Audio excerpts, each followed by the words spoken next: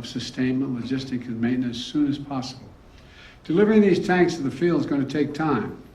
Time that we'll use to make sure the Ukrainians are fully prepared to integrate the Abrams tanks into their defenses. We're also closely coordinated this announcement with our allies.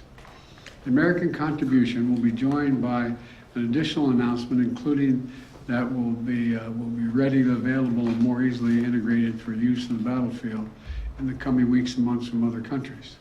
I'm grateful to Chancellor Scholz for providing German Leopard 2 tanks and will lead an effort to organize the European contribution of 2 tank battalions for Ukraine.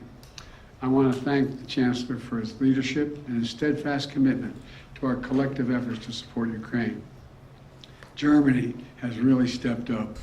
The Chancellor has been a strong, strong voice for unity, a close friend, and for the level of effort we're going to continue.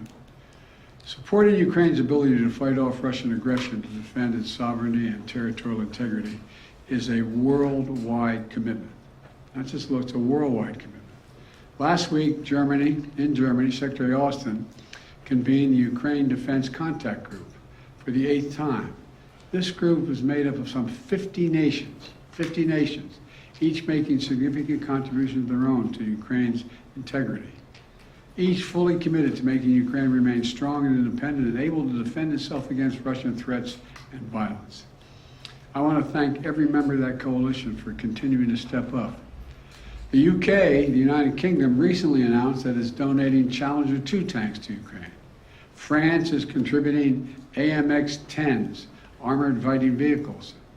In addition to the Leopard tanks, Germany, like the United States, Germany is also sending a Patriot missile battery. The Netherlands is donating a Patriot missile and launchers. France, Canada, the UK, Slovakia, Norway, and others have all donated critical air defense systems to help secure Ukrainian skies and save the lives of innocent civilians who are literally the target of Russia's aggression. Poland is sending armored vehicles. Sweden is donating infantry fighting vehicles.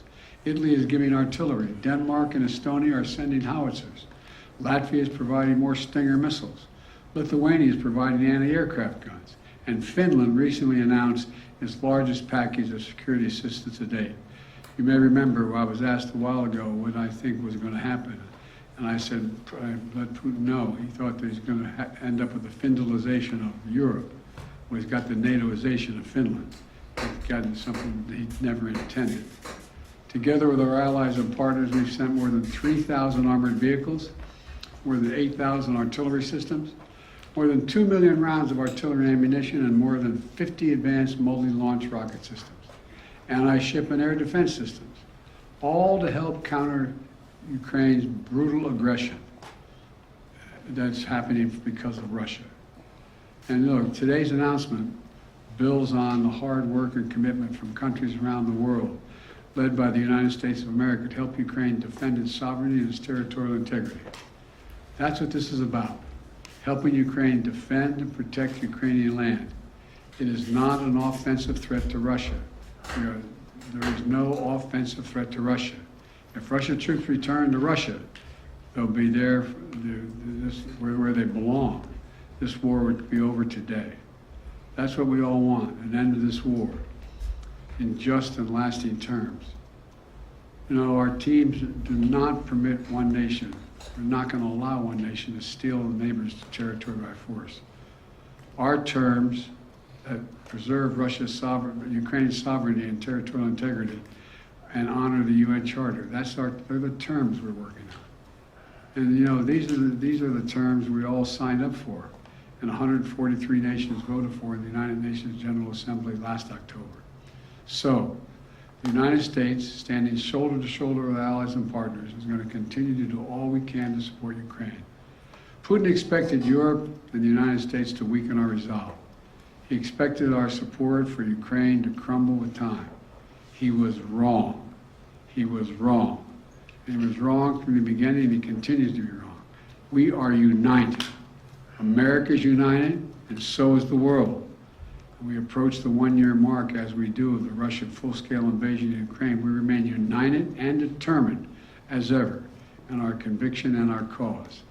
These tanks are further evidence of our enduring, unflagging commitment to Ukraine and our confidence in the skill of the Ukrainian forces.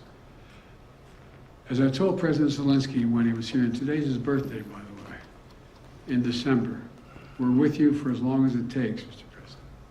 Ukrainians are fighting an age-old battle against aggression and domination. It's a battle Americans have fought proudly, time and again. And it's a battle we're going to make sure the Ukrainians are well equipped to fight as well. This is about freedom. Freedom for Ukraine. Freedom everywhere. It's about the kind of world we want to live in, the world we want to leave to our children. So may God protect the brave Ukrainian defenders of their country and keep the flame of liberty burning bravely as we can. Thank you. Mr. President, why are you taking this decision now? Did Germany force you to change your mind on sending tanks? Germany didn't force me to change your mind. We wanted to make sure we were all together. That's what we're going to do all along.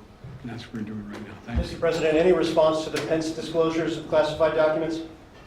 Sir, are the searches of your homes completed? Mr. President, when is Jeff Zients starting as your next chief of staff? We searched for Hobith.